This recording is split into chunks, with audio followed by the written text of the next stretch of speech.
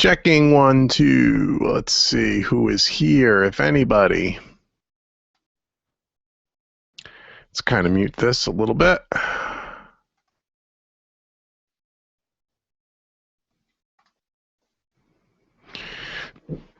We're probably on a delay.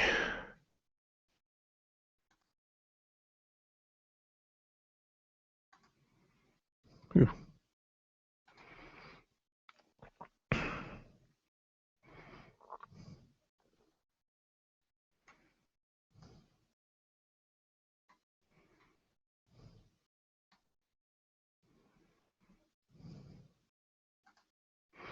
Check, check.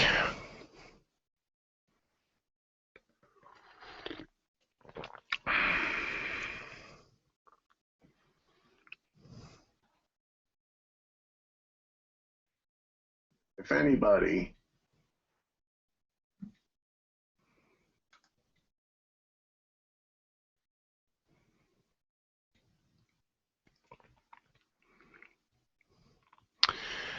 Amit, I see you. How are you?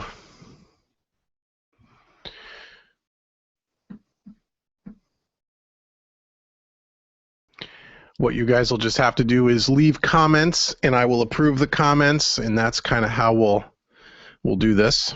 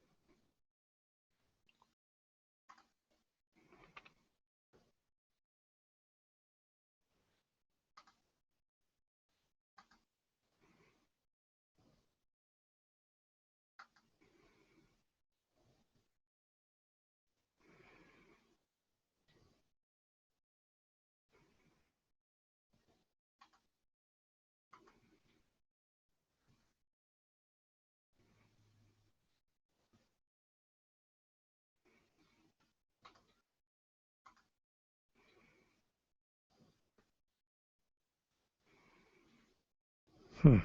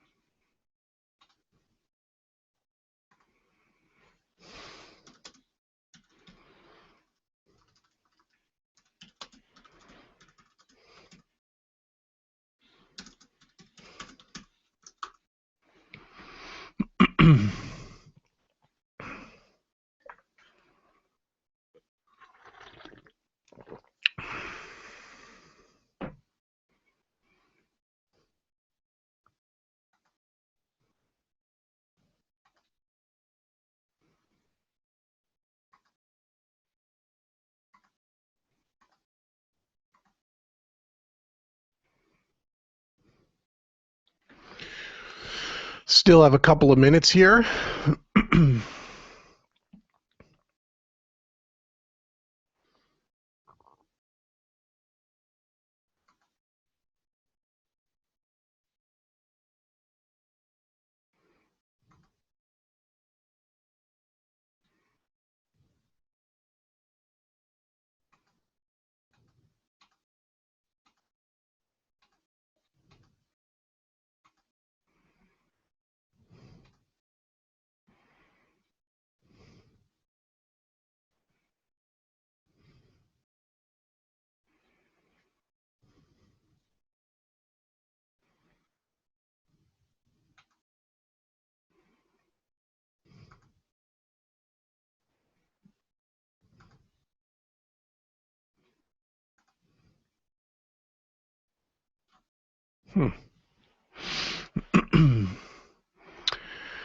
So we have a couple of minutes here to go, and we'll get started, I guess.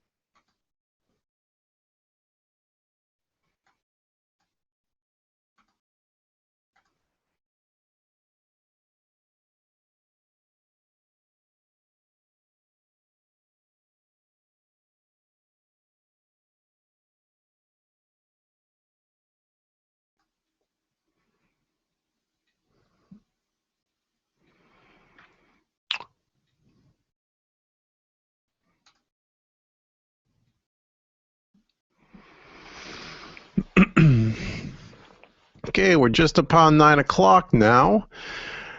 Let's see, who do I see here?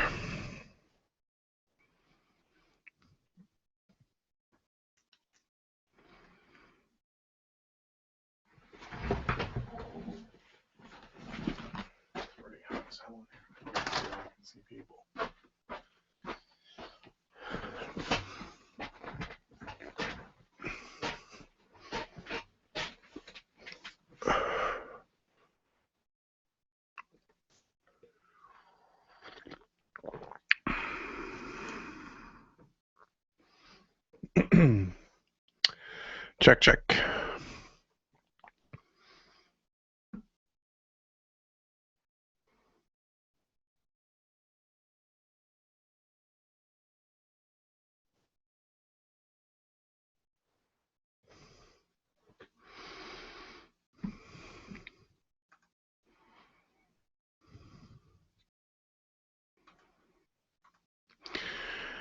Okay, I'm starting to see you guys in here. You can all see me, you can all hear me. That's cool. We got a couple of people hanging out. We're just gonna go ahead and you guys can just leave comments and I'll have to approve them and then you'll be able to see them. And that's kind of how YouTube works, which is kind of a pain, but that's just kind of how they do it. And in some of the research I've found, it is probably the easiest way to do this, unfortunately. But we'll make it work. We'll make it work. What's going on, everybody?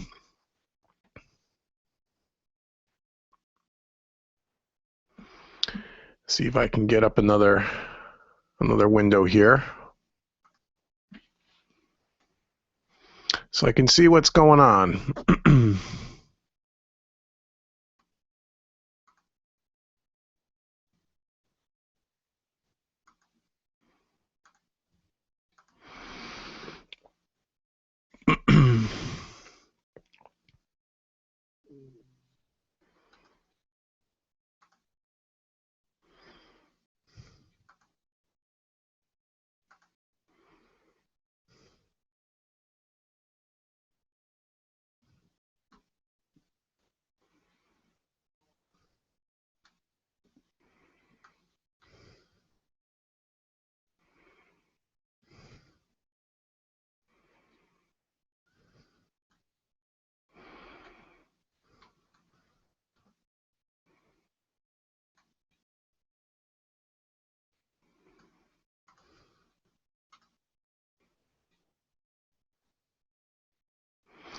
Hello, Roger from New Jersey.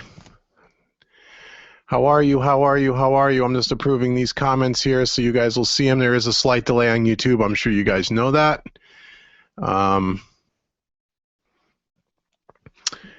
Which is just the way YouTube is. So I appreciate everybody coming in and stopping by and hanging out. It's been a long day for me.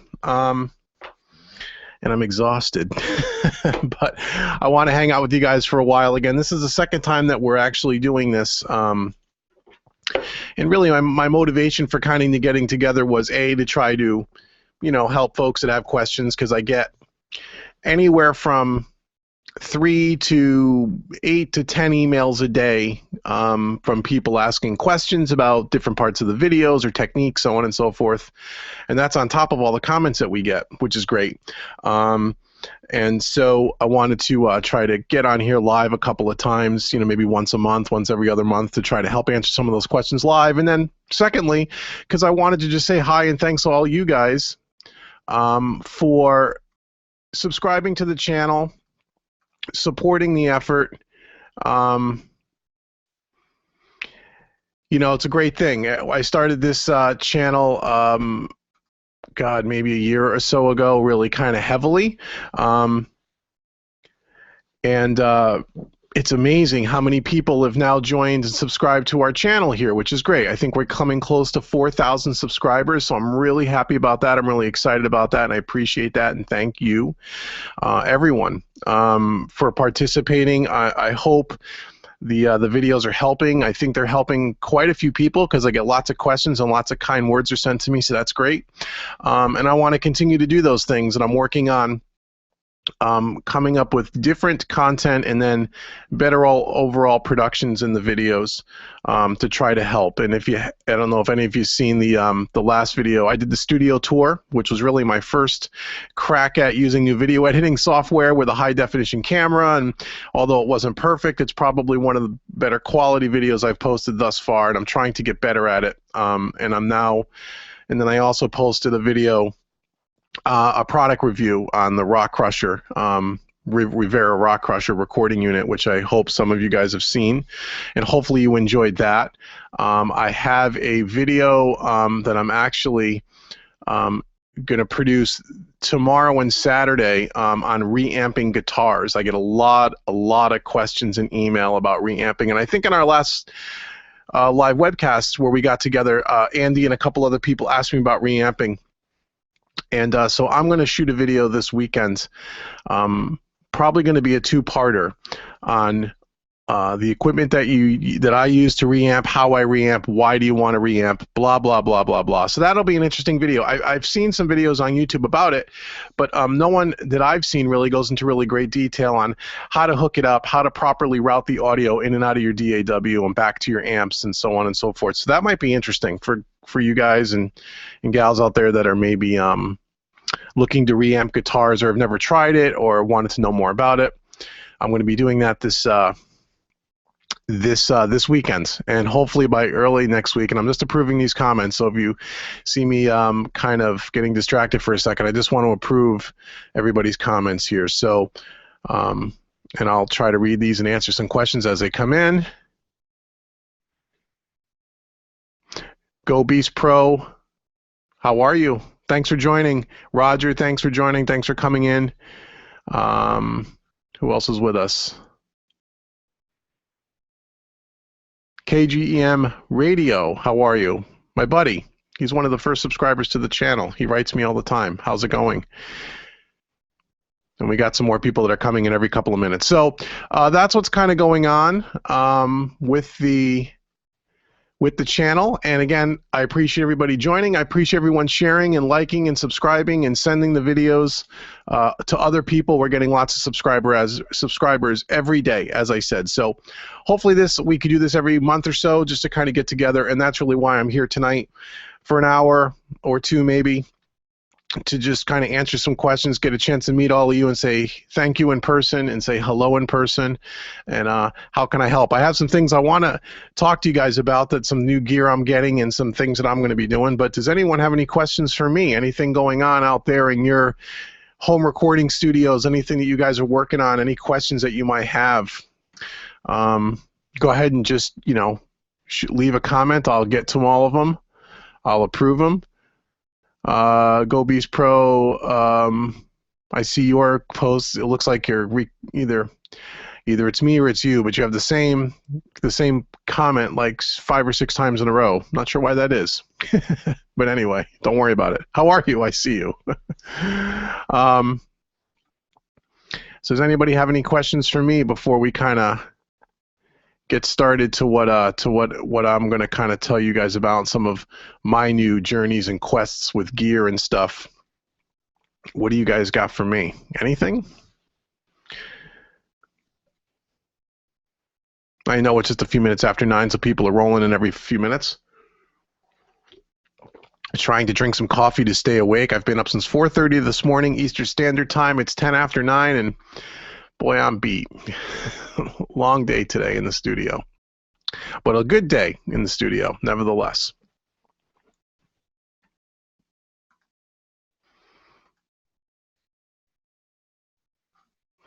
Can everybody hear me okay out there? If you can, just leave a comment, say yes, you can. Just want to make sure everybody can actually hear me okay and see everything okay.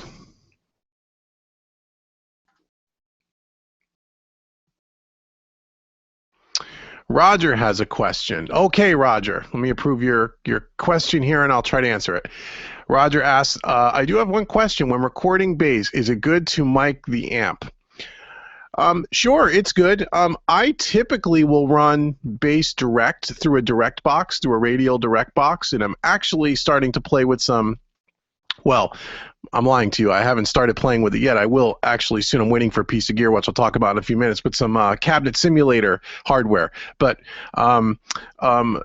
typically I just go direct through a direct box. I have, on many occasions, mic'd up bass amps. It's fine, but typically bass, I usually get a really good sound direct. Sometimes I'll go direct and also mic an amp, and then try to blend the two together. Or depending on the track, I may use the direct signal, add a little distortion, and then mic up the amp and have it clean. Or if the bass amp has a really good kind of a dirty tone to it, I may get a little bit of grit on the amp and then you run the direct, the DI in clean. So there's many different ways to do it. So is it good to record the amp? Sure. It's a little bit more work, but you can get a really nice tone out of it depending on the amp, depending on the microphone. I typically would use something like a kick drum mic, like maybe an Audix D6 or a Shure Beta 52 as my microphone choice, although there's others, RE20 by Electro Voice. So that would be the answer to miking a bass amp. I'd say it's a good idea. Try it. Let's see, who else? What do I think? Go Beast Pro. What do you think about using tape simulators on electronic music? Tape simulators, do you mean like things such as like the Slate Digital virtual tape machine, like a tape plugin, or a piece of hardware. If you're talking about plugins, I would say I use them on everything. I use the tape machine, Slate Digital tape machine, on everything. I don't do a ton of electronic music, but I do mix that from time to time for clients or dance music. And yeah, I run a tape machine on it. It really depends how the track was recorded. If it was done with all kind of VST instruments, I may run it a little more sparingly, as opposed to if it was live musicians type music, then I may hit the tape a little harder. It really depends how it was recorded. But the answer to the question is yes, I do use it. And how much I use that tape simulation will depend on the source itself. But yeah, I think tape simulators, especially the plugins, the Slate in particular, adds a nice warmth and a nice natural compression that a tape machine would back in the day. So yes, I would say sure, try it. It would definitely help warm things up, but use it sparingly. I wouldn't overuse it. You're welcome, Roger. No problem. No problem. Who else we got flying around here in the room right now? Let's on the comments. Let me refresh these screens. Thing about YouTube, you got to constantly refresh things. There's a delay, so I apologize for all of that. But that's YouTube. So while we're waiting for some more people, or I'm waiting for another question here, I'm kind of touching on what Roger asked about the the bass cabinet.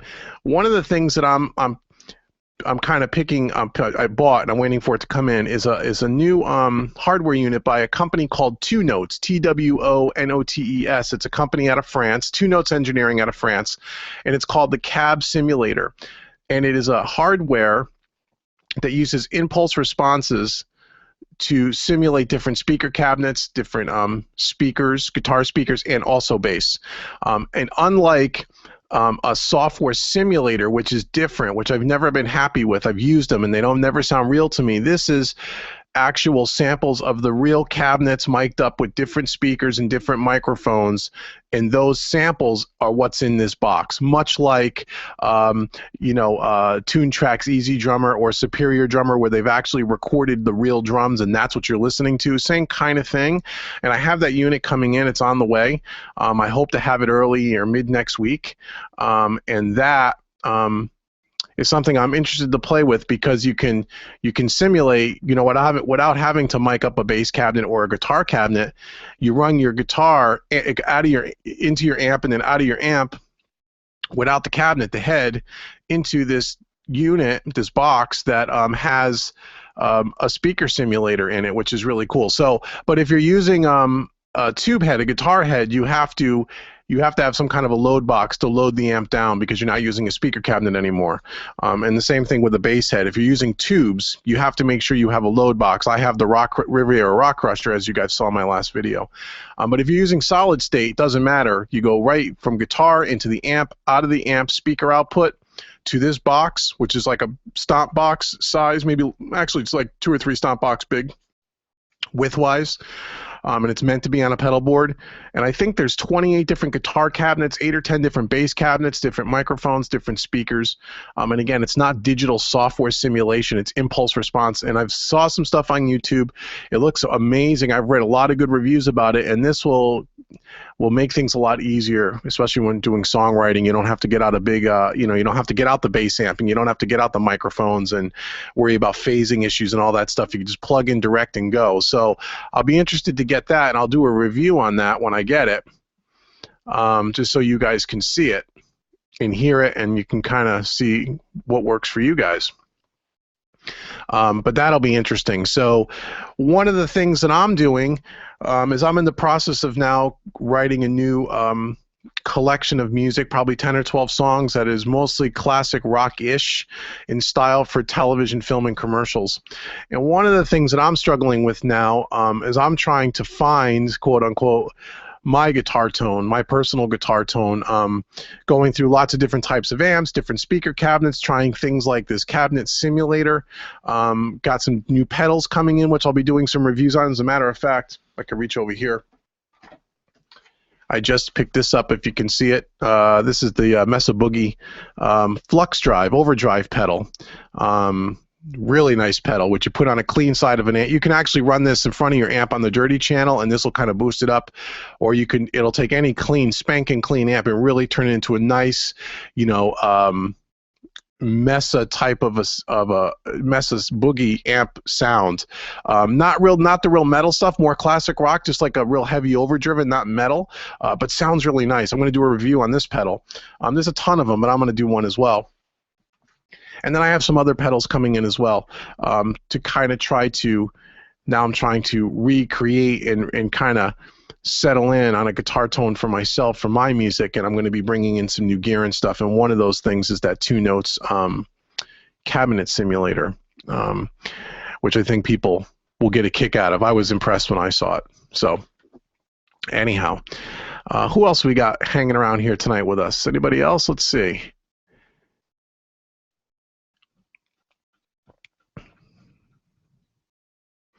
It's about 20 after 9 Eastern Standard Time. We got a few people floating around in here.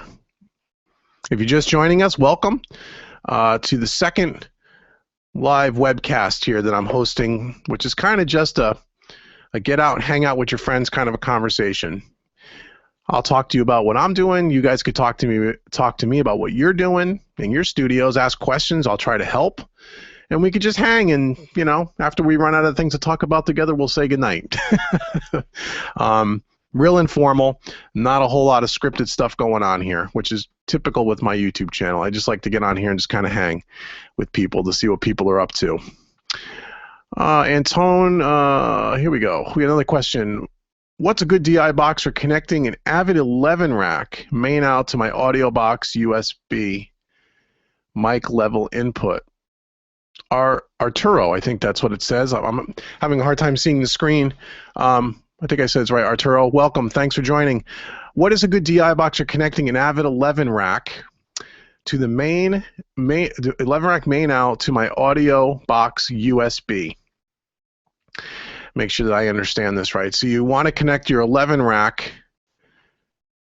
What is a good DI box? You really don't need a DI box. If I understand what you're trying to do, because I have an 11 rack. I don't use it much anymore, but I have one. And you want to connect the 11 rack to your USB, your audio box USB, which I believe is a pre-Sonus unit. You don't really need a direct box. You should be able to go out of the back of the 11 rack, the main outs.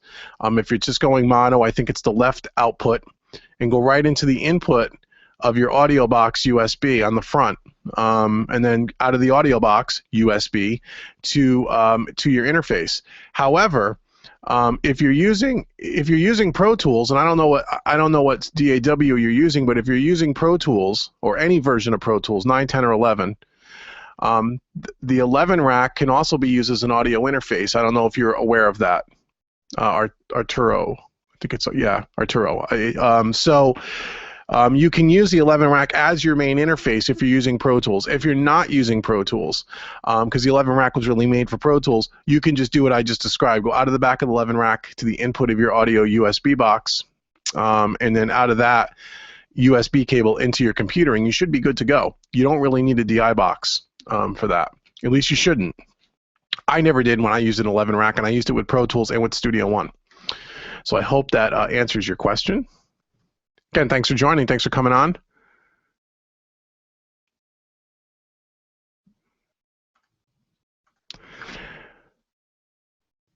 I can turn off the comment approval. It's not mandatory. I've tried to figure out how the heck to do that, and I can't seem to figure that out. So if you can direct me on where to go. As a matter of fact, it asked me if I wanted the comments to be approved, and I said no, and it still has an approve button, so I'm approving them.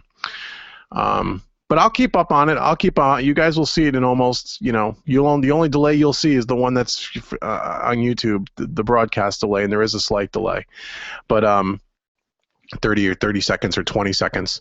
But I'll keep on top of the comments. So any other questions? Anybody else got anything? Thanks everyone who's just coming in. I see a lot of people are starting to join up now. Everyone's running a couple minutes late. So welcome again. Thanks for showing up.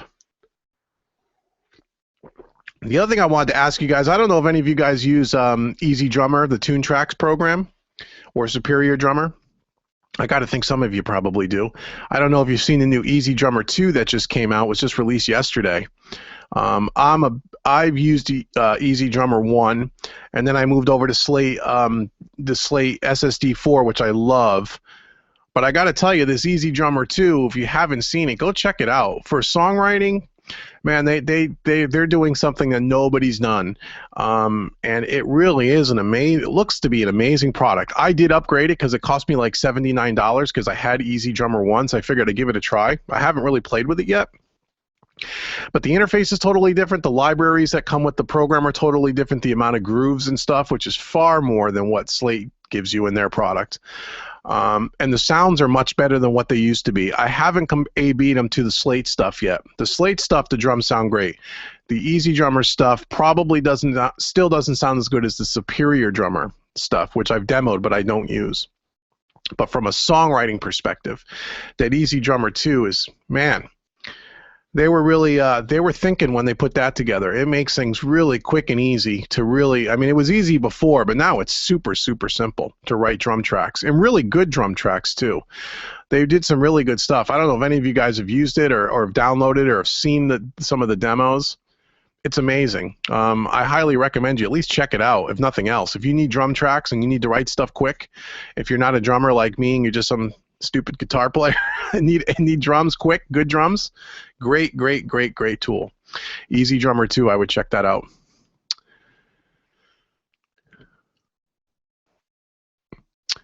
Arturo, yeah, you use Studio One Pro and you don't like how the 11 rack handles monitoring and headphone levels. Yeah, I hear you. The 11 rack, I have the 11 rack and I've used it for a long time. I recently have stopped using it. It's older technology, but for all the amp modeling, the amp modeling it is pretty darn good. It's, you know, for what it is, it does a great job. I still think the 11 rack sounds better than any plugin I've heard. You know, the guitar rig stuff, the PreSonus, I think they call it Ampire. I think that's terrible. I know people like it, so I don't want to create a debate. I'm just saying I don't think that stuff sounds realistic at all. And so the 11 rack, when it came around, was really better than any plugin that's been out there. And I still think that's true, although I know there's a lot of people use a lot of different VST for guitar modeling, but I haven't heard one yet that sounds convincing.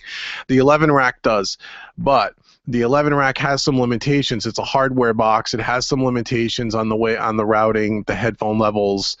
You know, I get it when you try and use it with Studio One Pro. It's one of the reasons why I don't use it anymore. It's not because I don't like the sound of it. It doesn't have the flexibility I wish that it had. And to be honest with you, I mean, I'm a guitar player and I record lots of guitar tracks in my studio, and I still like, you know, I'm an older school guy. I like tube amps. I like speaker cabinets. I like microphones. I like to push air. I like that sound. There's nothing yet that I've heard that is as good as the real thing. I've seen a lot of reviews on the I think it's called the Axe FX 2. I'm sure you guys have heard of that. Some of you. Very expensive. They say that is an awesome piece of gear that takes like the 11 rack, you know, 10 times further. I've never tried it because it's a lot of money. I mean, it's like $3,000 or something like that, which to me is crazy. I'd rather have a couple of tube amps. But anyhow, but yeah, I hear you about the 11 rack.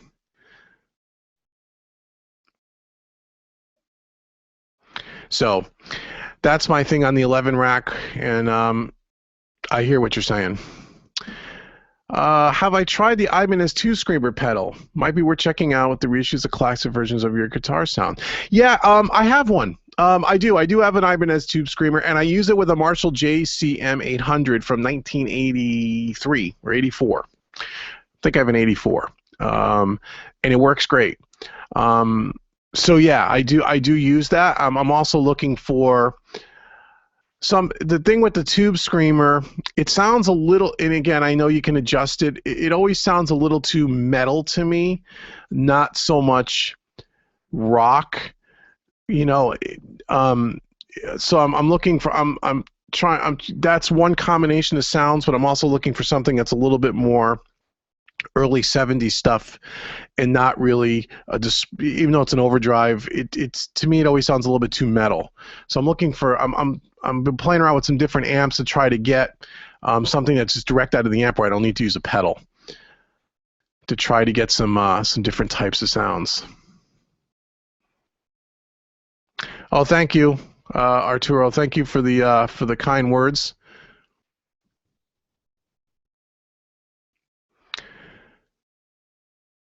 Yeah, well, I'm glad you like the channel. Thank you so much. And I don't mind sharing the knowledge. What little knowledge I have up in this head, guys, I'm willing to share with you. I know it isn't much, but I'll share with you with what I can. See what other comments we have here. The other guitar amp I'm looking at, as we're talking about guitar, I don't know if you've seen or checked out the Friedman amps. I haven't purchased one yet because they're so damn much money, but I'll tell you the Friedman BE100, which is like a modded Marshall Plexi. Man, that thing, normally when you see demos on YouTube with guitar amps, they normally sound terrible because most of the people that do the demos, not all of them, certainly I'm not talking about everyone, but the majority of them don't know how to record. They use the camcorder microphone to record their guitar or their iPhone, and you never really get a true picture of what the amp sounds like. Some people do it right and mic it up properly and do the right thing, but most people don't. So it's hard to get a true picture of what a guitar amp sounds like on YouTube. It really, really is.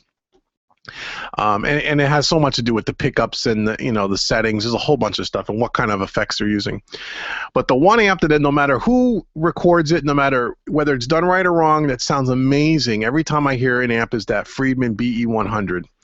And it has got that sound. It has got that warm, rich, creamy classic rock sound that I just yet to hear. I've never seen a bad clip on YouTube with everything that I've seen. The thing sounds amazing, and I should just pull the trigger and buy it. But it's like $3,000. It's a lot of money.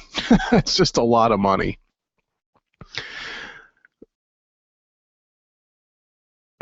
Go Beast Pro. One more question, David. The K scale recommendation for rack music: K12 or K14? Doesn't matter. Either.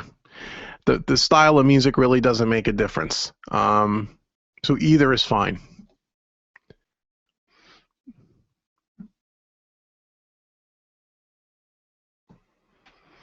So yeah, so I'm looking at some different amplifiers, different pedals.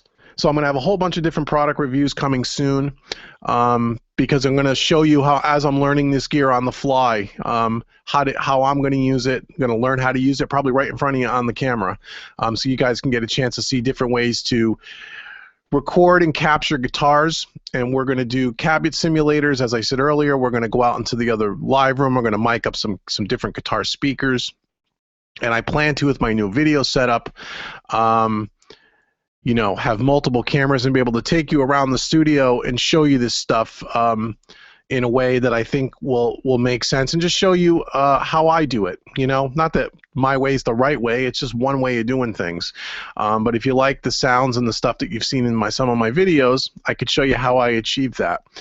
So I really want to get more into some product demo stuff, which is one of the reasons why I went out and bought a high definition video camera, and I just got myself a nice lavalier wireless microphone system so I can walk around the studio and make sure the audio is really good. So I hope you guys appreciate I'm investing a lot of money in this in this channel to try to make some better quality content. I want to try to make a good video. I don't want to. I like to put up stuff. I know it's not the best quality in the world. I know there's so many people out there that make so much better quality videos than what I do, but I'm really trying and learning, and I enjoy it. And I hope as we move through the year, my videos will continue to get better and better, and more importantly, help you. I mean, because that's really what they're for.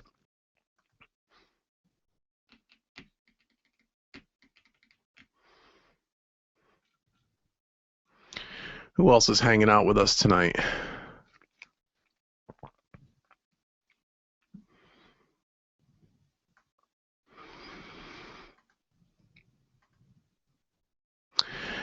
And also, too, I think if you've been on Slate Digital, if some of you guys are using the Slate Digital plugins like I am, they're also about to release in the next couple of weeks. It's called the virtual the V I think it's called the VRC, the Virtual Rack Collection, which is it's a 500 series type plugin, which you'll be able to put different modules in one plugin, EQs, compressors, and those type preamps, those types of things. Looks really cool. Haven't seen much from Slate as far as demos go. There was one that came out probably in November of last year. It was supposed to be released in January. Steven Slate was talking back late last year, but I guess that got held up. But now I saw something on their Facebook page a few days ago that it's coming in the next few weeks. And that looks really interesting because, as you know, I'm a big fan of their plugins, and they make some really good stuff. So I'm hoping that their EQs and some of their, channel strip type compressors inside of one plugin is going to be really cool. And I guess you're going to be able to incorporate the virtual console into this rack. It looks like almost like a 500 series rack where you could put your VCC in there, your virtual console, you could put EQs, compressors, and put it all in one insert on your plugin and on your channel strip. And you'll be able to build individual channel strips depending on how many modules you want to get. It's supposed to be very low CPU usage. You're supposed to be able to put a ton of these things across all your tracks and not have the computer bogged down, which is great. So I'm really looking forward to that.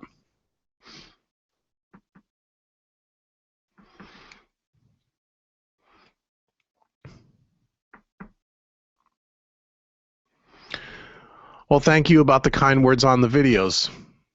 Yeah, the videos are okay. I'm doing okay. We're getting there. We're getting there. I'm getting better at it. I'm going to give you guys some better stuff as we move forward.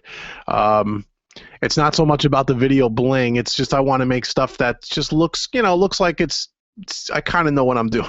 I like to pretend like I kind of know what I'm doing with this stuff. I want it to look good. One of the things I hate about YouTube's an awesome resource. I'm like you guys. If I want to buy something, a piece of gear, very first place I go is YouTube to see who's using it and how does it work and what does it sound like. And I gotta say, with the exception of a handful of people, which you probably know the same people I do. If you're into gear like most of you are, you wouldn't be here tonight.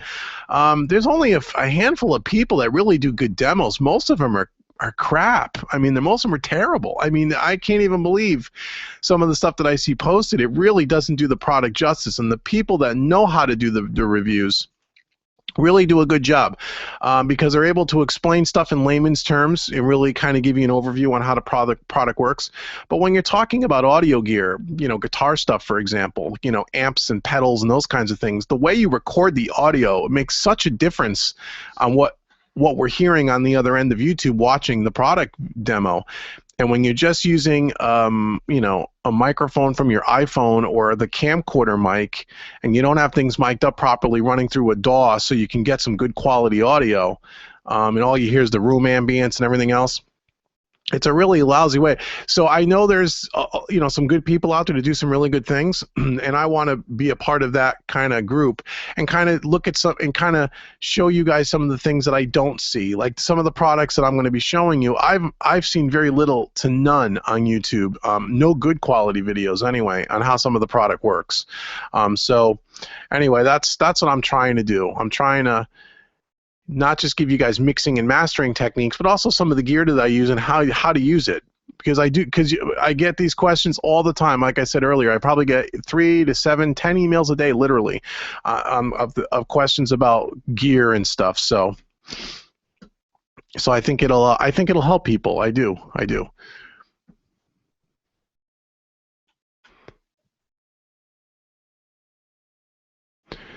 Hi, Lance. How are you? Thanks for joining us. Let's see. His question is, my sound card doesn't have a volume fader. Okay, Delta 1010. I've heard of it, but I can't picture that in my mind. I don't know what it looks like, that particular sound card. When you run Rightmark Audio Analyzer, it says my input is too low. Should I turn up my input fader in my DAW? Yes, I would try that. I don't know the Delta 1010 unit. I've heard of it, but I can't picture it in my mind on what the controls are. I'm assuming that's some kind of a USB interface or a FireWire interface. And when you say sound card, I don't think it's part of your part of the computer makeup itself. Is it? Or correct me if I'm wrong. So I know the name of that unit, but I just can't picture it. And you're running the Right Mark audio analyzer. I'm not even sure what that is, but it's some kind of a plugin of some or software of some kinds, which is cool. And if it says the input's too low, then should you turn up the phase? Yeah, then I would say then the signal coming out of your DAW is not strong enough. So I would try turning that up and see if that helps your situation. So I hope that helps you. I wish I knew that audio interface. I just don't know it.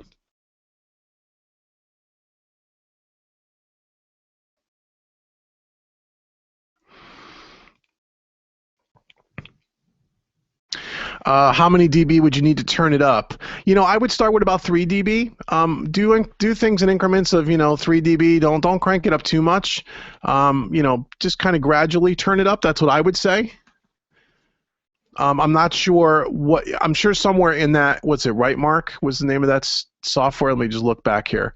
Right Mark Audio Analyzer. I would assume as you bring the level up that particular analyzer plugin or software, whatever you're using, will have some kind of an LED indicator of the signal coming in and when it's going to get too hot, and you just don't want to clip it. Again, I don't know that audio analyzer, but I got to imagine it would.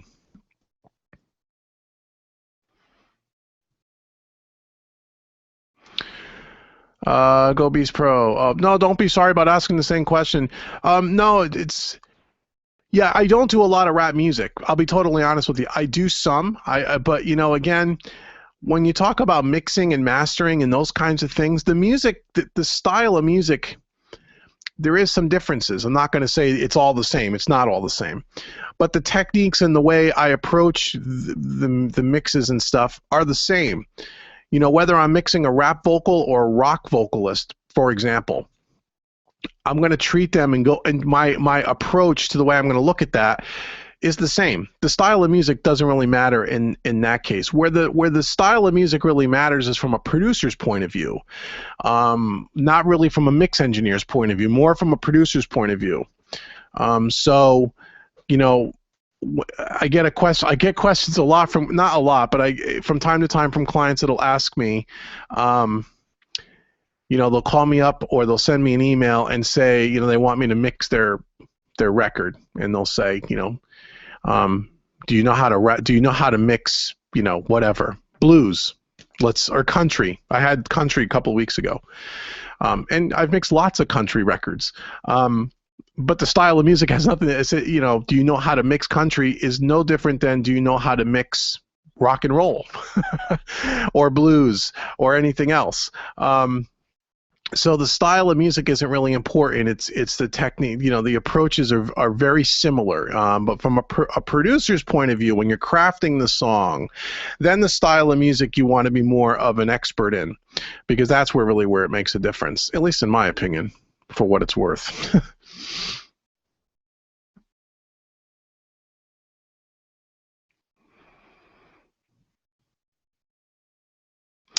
Roger, where is your studio located, and do you have a price list for mastering and mixing a song? My studio is located in Connecticut, but I mix and master records for people all over the world. Most of the work that I do nowadays, to be completely honest, is not from Connecticut artists. I do have people in my studio on a monthly basis. I get a lot of calls from Connecticut artists, but I'll be honest, I turn a lot of projects down. I'm very particular about the people that I work with nowadays. Most of the work that I do for clients is mixing and mastering records for people who don't live in Connecticut, and they share files with me via Dropbox, and we do it that way. My price list, there is on my website. If you go to visionrecordingstudios.com and under services, there is a breakdown on how I charge for mixing and mastering, and it's on there, so you can check it out. And if you do multiple songs, and the prices are per song, but if you do multiple songs with me, I obviously work with you on pricing and those kinds of things. And I also do, and again, I don't use my YouTube channel for this. I think you've heard me guys say this before. My YouTube channel is not, I didn't design this YouTube channel to pitch you guys my services and my products. One of the other things that irritates me about some of the people that have these types of channels on home recording and so on and so forth is, although some of them are really, really good, I'm not going to knock people. But a lot of times, really, what it's for is a bunch of teaser information to get you to go out and buy their products. They're just trying to sell you something. And I vowed from the beginning that my YouTube channel, I don't advertise my products. I don't tell you go buy this, go buy that. I have services on my website. I have training on my website. Some of you subscribers have hired me to do some stuff for you in the past. But my YouTube channel is really here as truly a free platform to help people. And if people want some additional help, they can contact me privately, but you're never going to see me on my YouTube channel advertising my products. I just don't do that. It's just, I don't know, I have a funny thing about that, because when I see other people that do that on YouTube, then I wonder, and then it makes me question, are people really being genuine when they say they're trying to help people, or are they just trying to lure you in to buy stuff from them? And I'm not saying everybody out there is like that, because there's certainly not everyone like that. I'm not suggesting that. I'm just saying there are a lot of people that are like that, and I hate that. It just bugs me. So Roger, the long-winded answer is yes, I do have a price list on my website. Go out to visionrecordingstudios.com, look under the services page, and it'll tell you everything that you need to know about the question that you asked me, and I would be more than happy to help you. If you want to contact me offline, just send me an email, and I'll take care of you. So, but my YouTube channel is really here to give everybody free information and help. That's what it's for. And it'll always be that. Oops, sorry. Never going to charge you. You're never going to see me create a Patreon website and all the other stuff that I see a lot of folks doing. I'm not going to do that.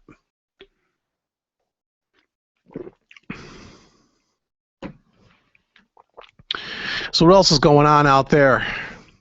What are the questions that people have? What are the things I want to tell you? So we talked about the Easy Drummer 2. Yeah, we talked about that. Check that out if you haven't checked that out. It's a great program. Getting some new gear in, the 2 Notes from 2 Notes Engineering, the cab simulator. Looks awesome. I'm going to be doing some reamping videos this weekend for next week.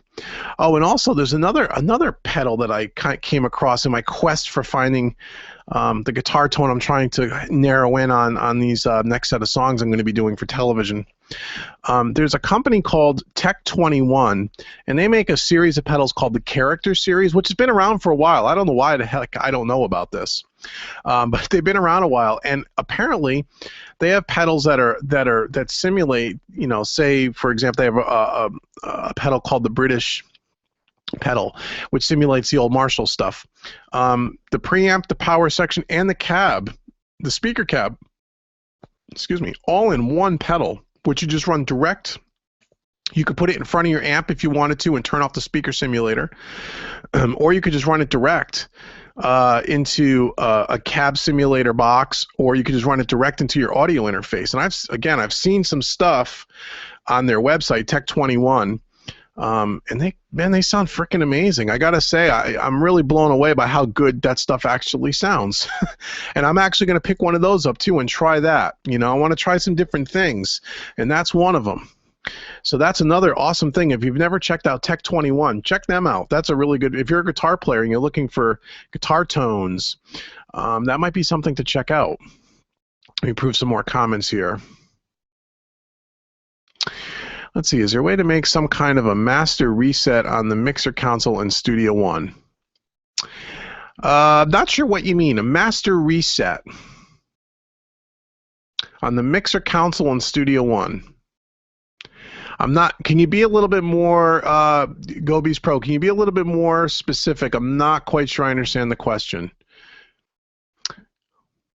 Arturo, how did you learn mixing and mastering or recording in general? Was it a trial area? Did you receive some formal instruction?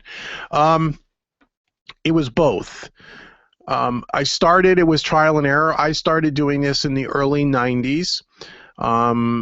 Because I wanted to record my band that I was in at the time. I always had a fascination with recording, and I was always the guy hooking up the PA gear. I owned the PA, so I was always into gear and equipment. And when recording equipment became more affordable for consumers, I was always interested to just record my band, even if it was just rehearsal, just so I had something that I can look back on when I'm an old man sitting in a rocking chair. I can hold up a cassette tape in those days and say, look what I did.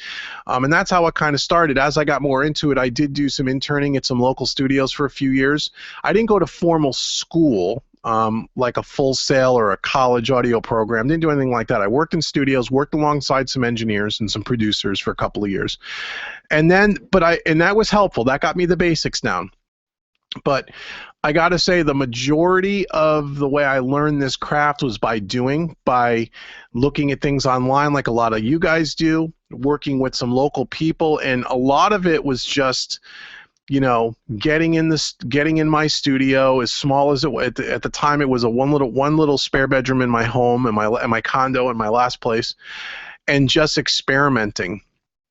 And that's how I learned the majority of it. And you pick up tips along the way from people you see online, you know, people that I've worked with. You pick up little tips and tricks along the way, because there's not one way to do any of this stuff. It's all just guidelines, and to get from point A to point B, there's 1,000 ways to skin a cat, so to speak. So most of it was, once I had the basic core knowledge, the remainder of it was really trial and error. It really is. I tell this story a lot because I tend to get really good drum sounds in my studio, and people ask, I get this question a lot from local clients, how'd you learn how to record drums? I said, by getting a drum kit and by sticking microphones on it and spending 3 months excuse me, learning how to record it.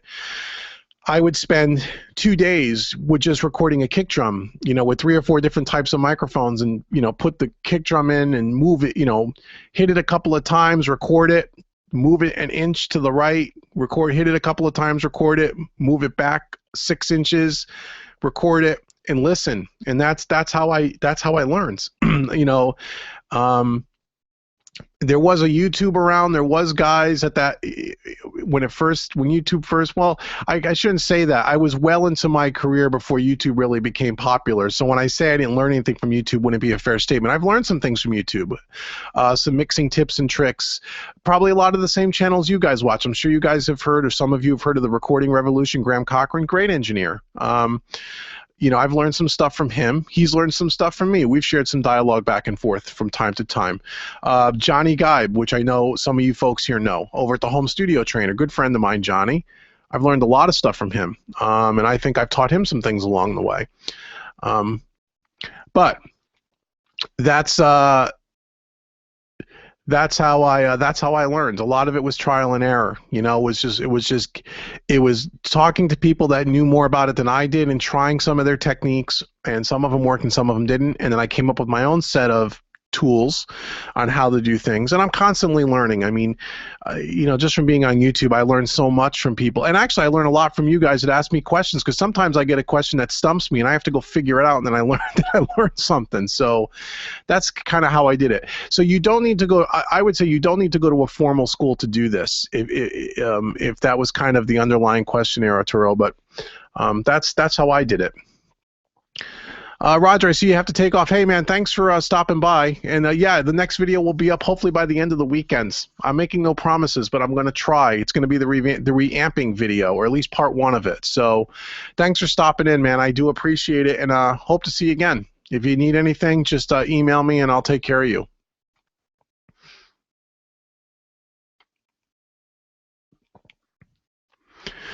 What other comments do we have here?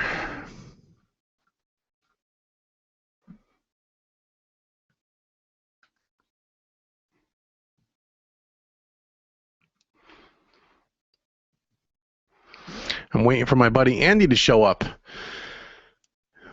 Andy, I don't see on here yet. He just emailed me today, said he was coming on. He didn't show up.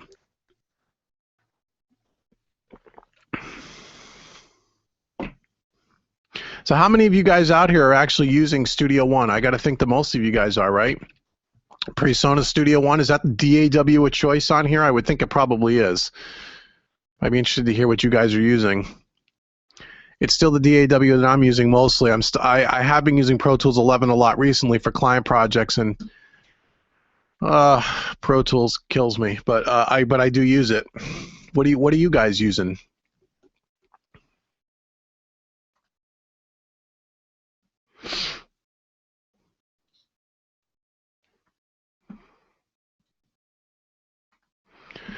I'd be interested to know what you guys are going to be using for your DAW. Every time I talk about DAWs, I think there was some on one of the on one of the videos that I posted. I forget which one it was.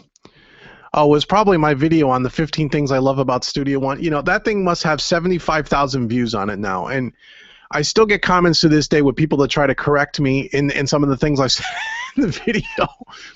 And I try to explain to people, and I did when I posted the video. I had the program 3 weeks when I made that video. There were some things in there that I didn't know, obviously, and there was something, I think there was the only inaccuracy that of all the things that I mentioned in that video, I think I said something, it was something about Melodyne and how I made the mistake that you don't get the full version of Melodyne with Studio One Pro. You get the stripped down version.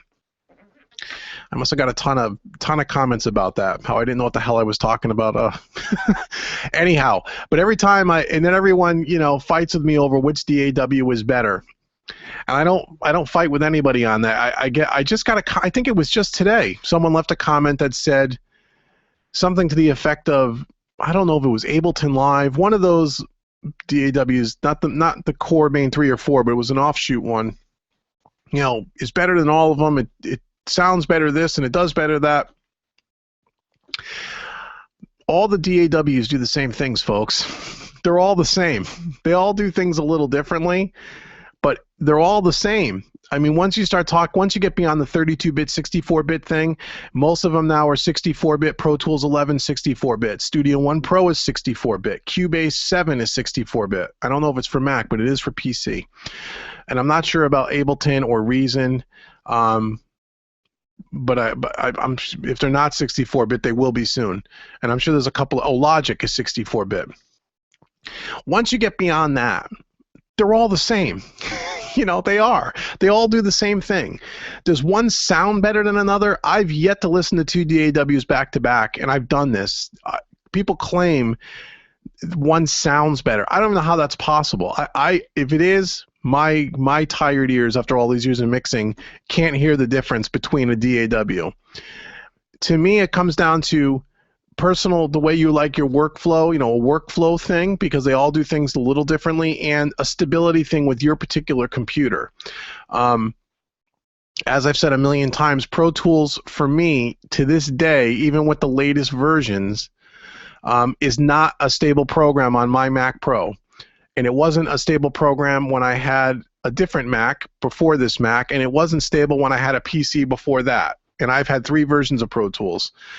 It's the industry standard. It absolutely is. It probably will be for a long, long time. I personally don't like it compared to the stability of Studio One, which is extremely stable on my machine, or Cubase was extremely stable on all my machines. But as far as in the workflow, I feel is better in Studio One. But all the things that you can do in Studio One, at least all the things that I use, I know there's probably some minor things that one can do that the other one can't. But for general things, the more general functions and things you're going to use in your DAW, they all do the same thing. They just do them a little bit differently. I find Studio One to be easier to use.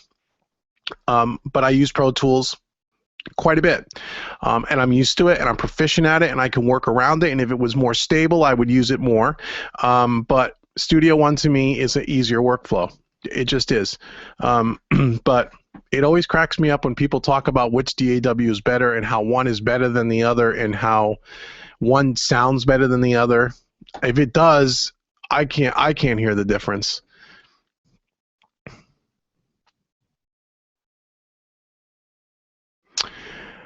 You're currently using Ableton Live. Yeah, that's Ableton. I've never used it. I'm sure it's a wonderful DAW. And honestly, if you're using Ableton Live and it's working for you, don't switch DAWs. But you're taking a look at Studio One, and you found my video helpful anyway. Well, that's good. Thank you. I'm glad you found it helpful. I get so many comments about that stupid video. I almost want to pull it down, but because I got so many views on it, I might just leave it up there.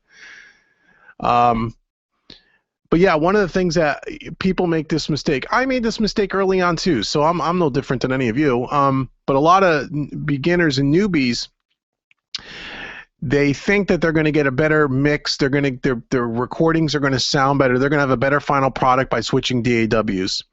And a lot of it just is you really have to learn the DAW that you have. So if you're using Ableton, which I'm sure is a great product, I've never used it. I know nothing about it, but I've heard of it. I know it's popular. I know a lot of people use it. I think that's a PC product, right? I don't know if that's a Mac product as well, but nevertheless, if you're using that and you're really good at it and you like it, going to another DAW is not going to make your product sound, not going to make your mixing any better. It's the DAW has almost, in my mind, has nothing to do with the end product. Absolutely nothing.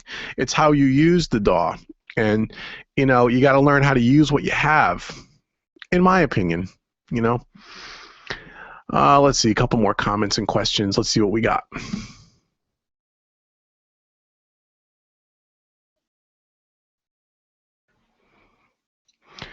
Let's see. Okay, Go Beast Pro. Let's see.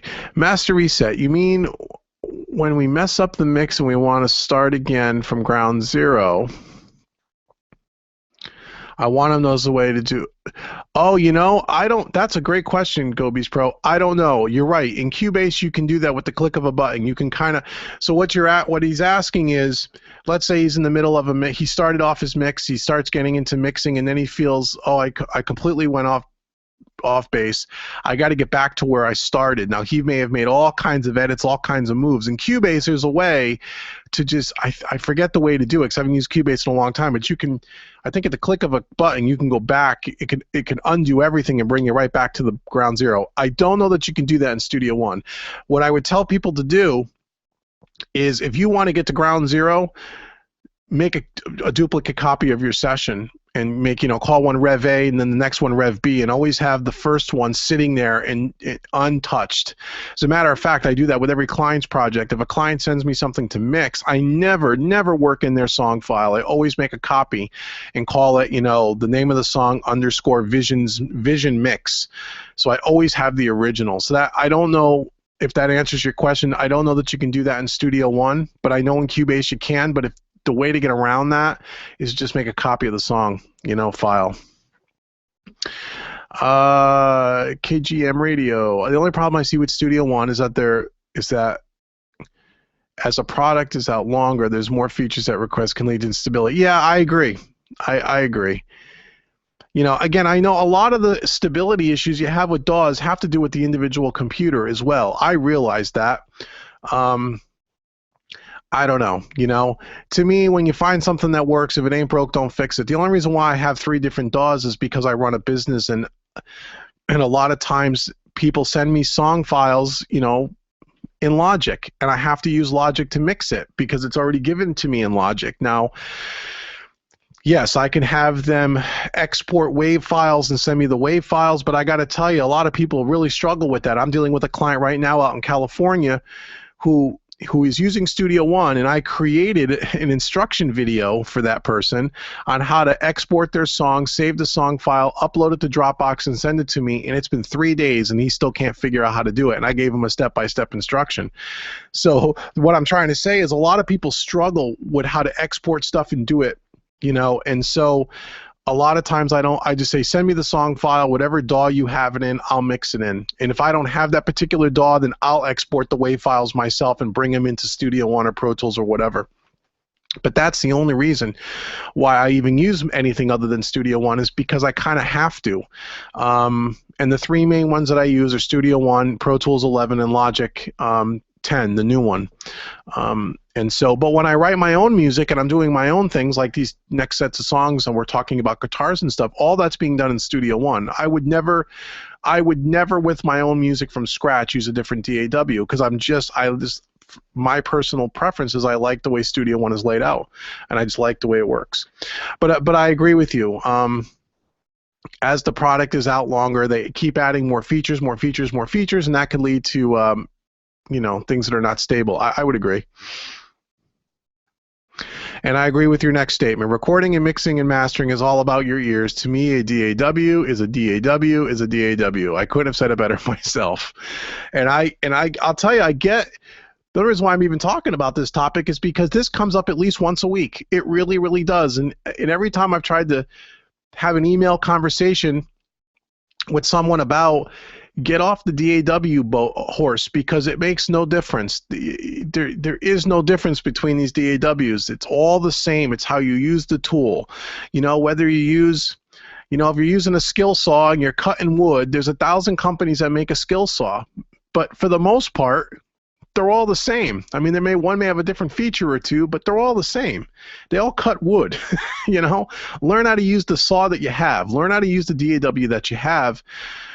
And that kind of relates into a lot of questions that I get about plugins. We talked a lot about this the last webcast, about third-party plugins versus stock, and you've seen all my videos on that. And again, I think I had someone send me an email this week about a compressor. Wanted to know something about, which mix bus compressor would I buy to make their mix sound good? I'm paraphrasing, but it was in that vein. And they were a Studio One user, and I said, use the Studio One compressor on the mix bus.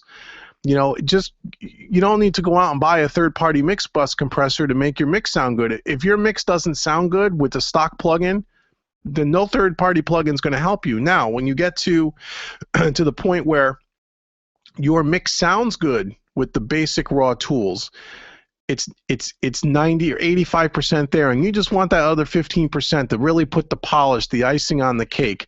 That's where these third-party plugins do things, and not in all cases, but in a lot of cases, do things that the stock plugins just don't do. And it depends on what kind of vibe, what kind of mojo, what kind of color are you looking for your track. And everything that I'm saying is so subjective that you and I can listen to the same piece of the music, and you're going to think it sounds great, and I may think it's mixed terribly. It's all in the beauty's in the ear of the beholder, right? There is no right way. There is no. I mean, I'm sure you've listened to professional mixes that you don't like. I know there's lots of mixes by pro bands, by pro engineers and mixers that have been doing this forever. Some of the top names in the business. Some of their mixes I like, some of them I don't like. I don't think they sound good in some areas. But that's so subjective. Some of these records have sold 10 million copies. So who am I to say the mix is not good, right? It's all subjective. So when you talk about the DAW or the tools or the plugin, especially with guys that are starting out, the tool isn't important. It's what you do with the tool. And that's part of why I have this YouTube channel, is to show you the things that I do and the things that I use. But it doesn't mean you can't do it another way. And it doesn't mean that if you just go out and buy the same exact stuff I have, your stuff is going to sound like mine. Not true. Your things may sound a lot better than mine if you're a better engineer than me, and some of you probably are. Or it may not sound as good as mine if you're still starting out or you don't know how to use the tools that you have. So I can't stress that enough, because that is so important, because you end up getting into that cycle where you just keep going out and burning a hole in your wallet, buying new stuff, buying new software, buying new DAWs, buying new compressors and plugins and gear. And that's really not the answer. The answer is have a minimal set of tools, master those minimal set of tools, and then when you want to take things to the next level, then you start looking at some different things. But you don't want to put the cart before the horse. So I'll get off my soapbox now.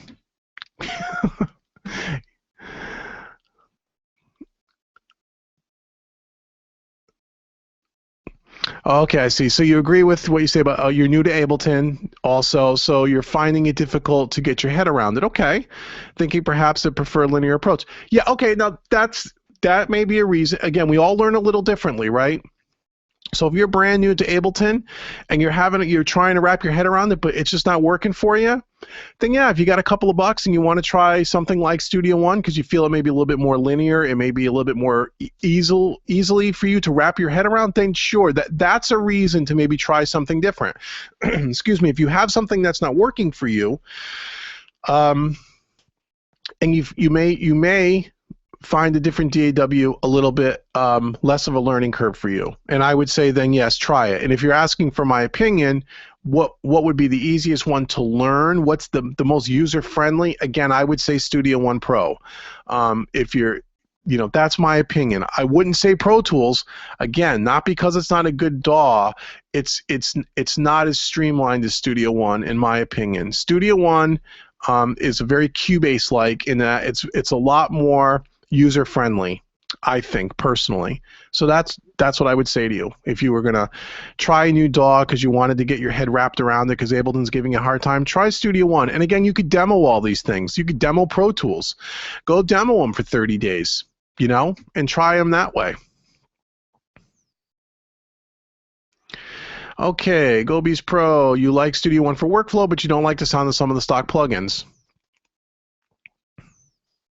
You don't like the Pro EQ and the compressor. That's fair. Again, I don't know your level of mixing. You could be a pro, a seasoned pro, and if you are, or somewhere in the intermediate stages, I can absolutely understand why you may feel that way about the Pro EQ and the compressor. I don't use personally the Studio One compressors, not because they're not good tools, because I'm not trying to contradict everything I just said to you, but I use Universal Audio for compression for the most part, most of the LA2, A1176, because I like the color of what that does to the music. And to me, they sound, quote unquote, better to me. That's why you would use third-party plugins. But I do use the Pro EQ quite a bit, not all the time, and not on every instrument. But I do use the Pro EQ on things like bass guitar, for example. I'll use the Pro EQ from time to time. Toms on drums, I'll use the Pro EQ. But when I get into more of the featured instruments, kick, snare, guitars, vocals, I tend to use Universal Audio. The Pultex is a big EQ that I use a lot.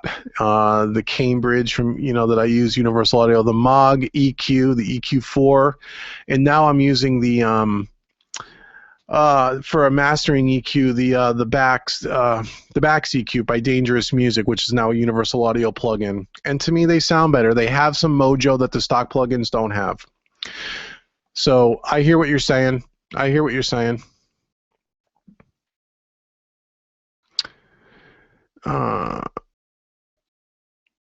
Having said that, at this point, I know more about Ableton Live than any other DAW, so you may sit tight.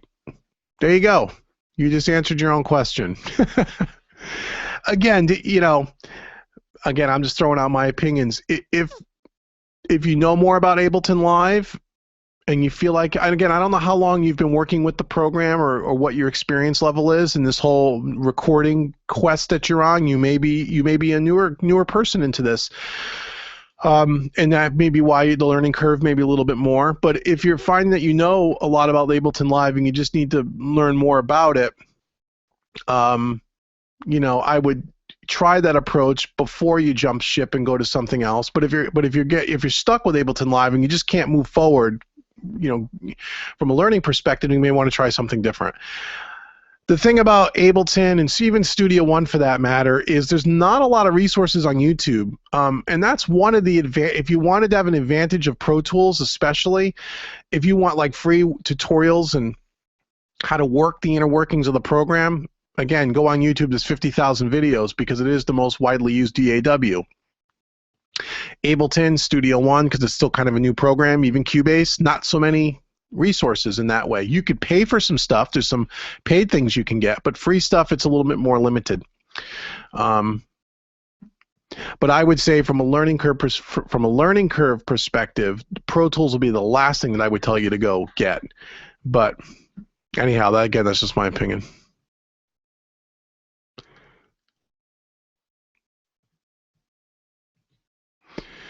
Oh, that's good.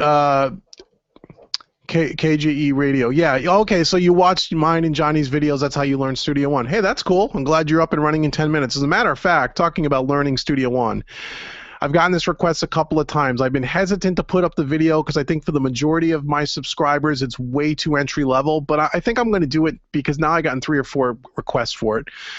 And really, the basic request was to create a video in Studio One starting from dead scratch.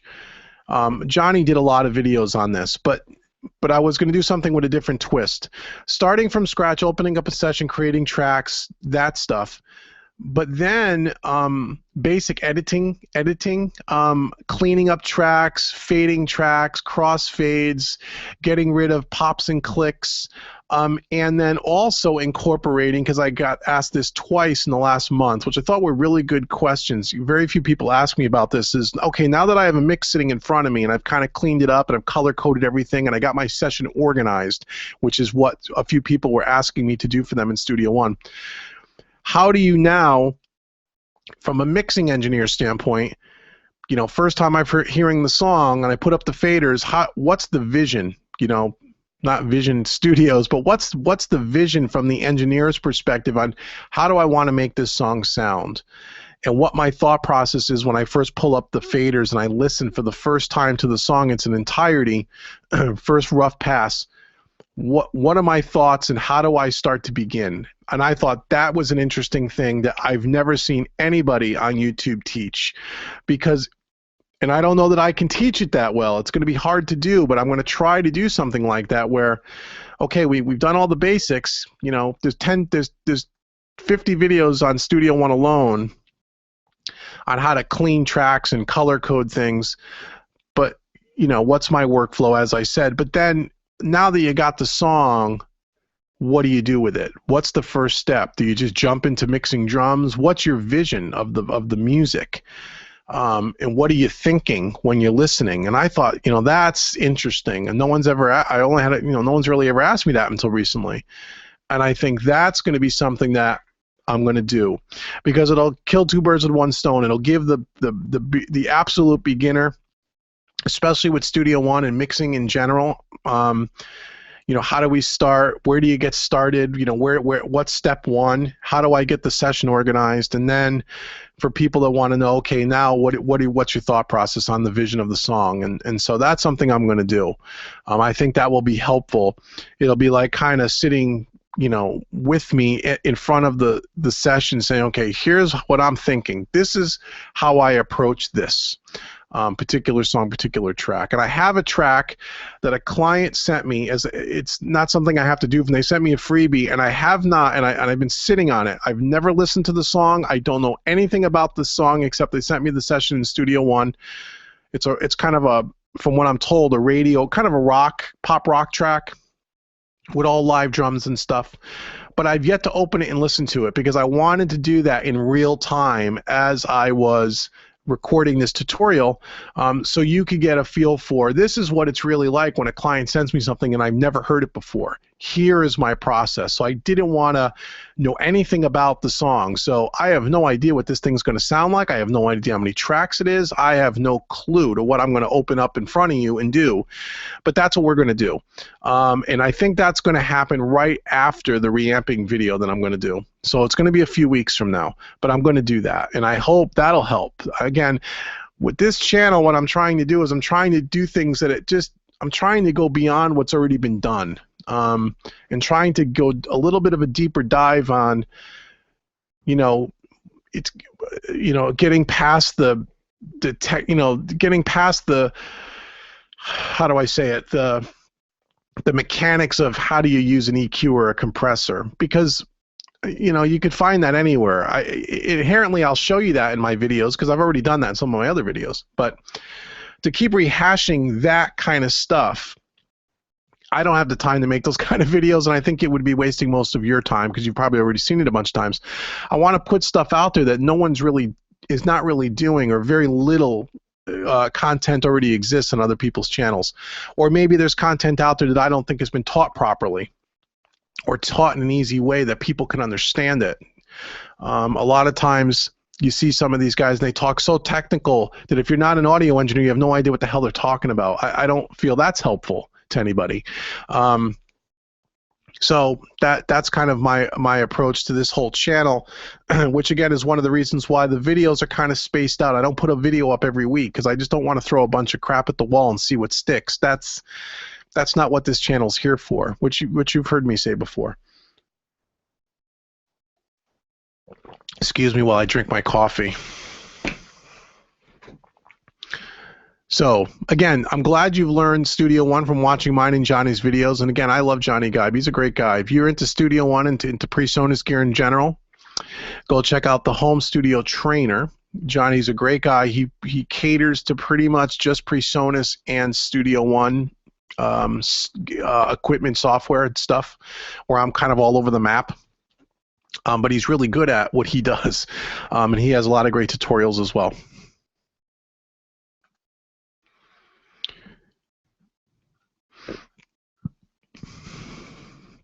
How many more people we got hanging out still? I see a lot of people coming. A few people are leaving, but most people are staying.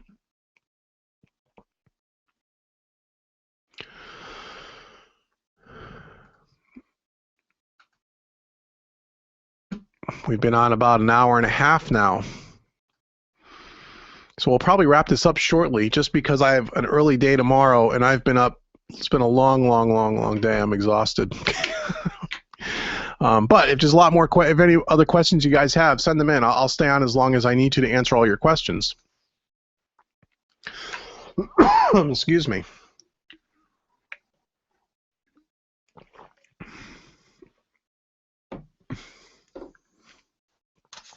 So what other videos would you guys like to see? I know I asked that a lot, and I have a lot of ideas. I could probably rattle off, again, I told you about a couple that are going to be done, but I have a whole list right here in front of me of things that are going to be coming.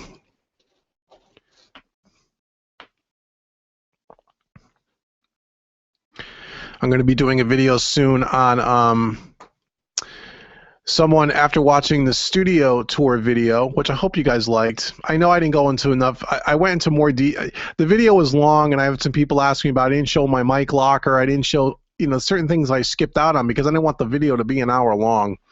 But I hope that video was helpful. But someone asked me about a great question, and I've gotten this kind of question a couple of times in the last few weeks about acoustic treatment. And they saw the acoustic treatment up in my studio and want to know, where did I buy it? How did I place it? How did I go about acoustically treating the different rooms, the drum room, the control room?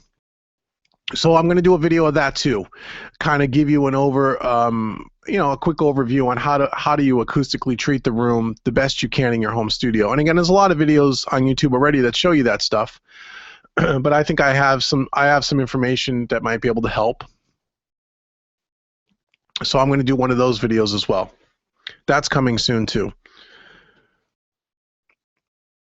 And then also, this might not be for a while, but I have a band that'll be coming in the next few months for like 4 days in a row. And I'm working out a deal with them to allow me to do some videotaping. But I want to do a video for some of you home studio owners that are taking in clients on how to run a recording session. I don't ever see that on YouTube. And the reason why you don't see it on YouTube is because it'd be a real big pain in the ass to record such a video. But what do I mean by how do you run a session? How do you set up a session? How do you keep it organized? How do you keep things on time? How do you work with artists? How do you keep musicians moving in the right direction to keep things on time and on budget? Believe me, that's a whole side of the business that if you're taking in clients, you need to learn. And it takes a long time to learn how to do that, and every situation's a little different. So I have a band that has agreed to allow me to come in with some video cameras and kind of show you a session in process and how I set up, run it, how we choose microphones, all that stuff. That's going to be more than one video, certainly. It's going to be multiple videos. But I think that would be interesting information for people who are just starting to take clients in and starting to work with bands, and maybe are trying to come up with a workflow beyond the DAW. How do you do that? Unless you've done it, unless you've worked in a studio, you wouldn't know how to do that. You can read about it in a book, but unless you see it. So again, I think that would be interesting. So I have that on my list of things to do this year as well, but that's going to take a little time to get together. So are there any other video ideas you guys have that we're now hanging around? And before we wrap this up, what other questions do you have? What other videos do you guys want to see? I'd love to answer those questions for you.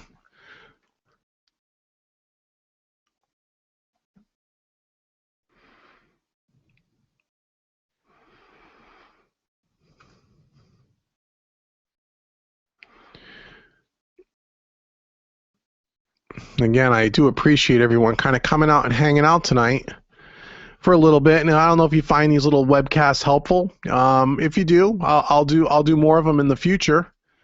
Again, I know it's just kind of just us hanging and talking. It's kind of ad hoc. There's not a real agenda. I just kind of hang out and just want to say hi to some of the subscribers and kind of answer questions. If you guys like these things, I'll do them. If you guys think they're a waste of time, that's okay too.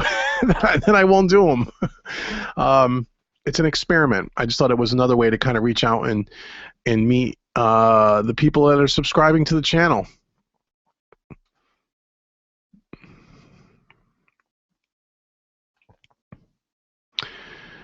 So it looks like we're running out of questions here, which is totally cool. People are probably tired. I know I'm tired.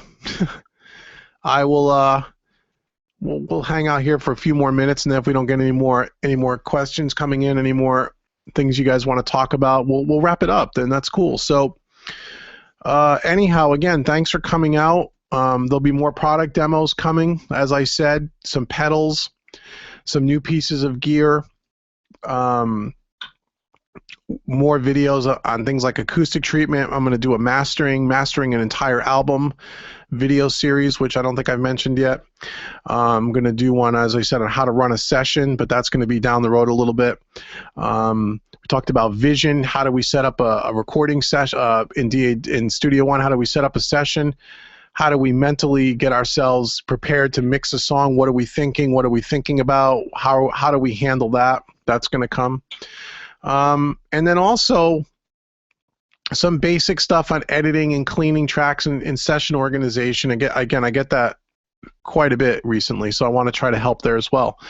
And that's all the stuff that's kind of coming down the pike, guys. That's what my thoughts are on the channel. And as I come up with other ideas, I'll whip them together. I just put up a couple of videos on excuse me, how to use Dropbox, how to share Studio One session files and Pro Tools session files, because again, I get that all the time from clients who don't know how to share session files. So I put up a couple of videos the other day. Hopefully those have helpful. Some of you have probably watched them already. So again, just trying to continue to give you guys content that I think will be helpful in your home studio.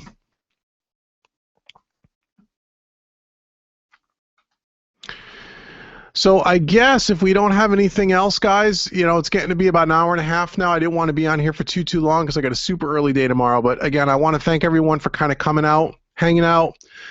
I was glad I can answer some of your questions. Again, if you have any questions, you can always hit me up at visionrecordingstudios@yahoo.com, or you can leave a comment on one of the pages here, and I'd be more than happy to help. And again, thanks so much for subscribing, for liking, for sharing these videos. We're getting more and more subscribers every single day. I really do appreciate it. I'm glad that it's reaching a lot of people, and a lot of people find this helpful. And as long as you guys continue to find it helpful and people continue to participate and get involved and subscribe to the channel, I'll keep doing it. And when you guys are tired of me and you guys take off, I won't do it anymore. So again, if you have any other questions about my studio, you can always go to visionrecordingstudios.com. There's a ton of content there. And just stay tuned to the YouTube channel, and I'll keep making videos and keep posting things, and I'll continue to try to help. So if anybody doesn't have anything else, I guess I'm going to bid you guys farewell. Have a wonderful weekend. Thank you again for coming out. Let me know if you want to do this again. Leave a comment below. If you want to do this again in the future, let me know. I'll do it. Or I'll wait until I have a bunch of new stuff to tell you, and then get on here and I'll tell you about it. And that's it for now. So let me just check the comments one more time. Yeah, I think we're pretty much caught up. So again, thank you guys so much for coming out. I appreciate it, and I will talk to you soon. So have a great weekend, everybody. I'll talk to you later.